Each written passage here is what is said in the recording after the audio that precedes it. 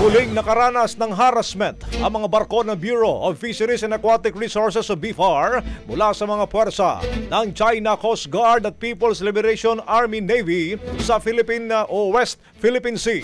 Ito ay habang ang mga BFAR vessels na BRP Dato Pagbuaya at BRP Dato Bangkao ay papunta sa Sandikay upang magsagawa sana ng Marine Scientific Survey at sand sampling.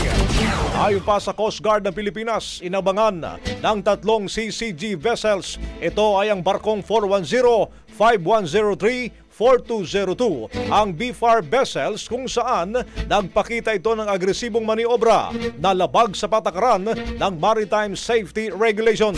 Dagdag pa ng ehensya mga kabrigada, nag-deploy din ang Chinese forces ng mga maliliit na bangka at isang plan helicopter na nagdulot naman ng panganib sa operasyon ng BFAR. Kailan sa pangharas ng China, napilitan ang BFAR at ang Philippine Coast Guard na itigil muna ang kanilang operasyon sa sand sample collection sa Sandikay. Ang bahaging ito ay hatid sa atin ng DriveMax Herbal Capsule. Lalaking angat, tumatagal.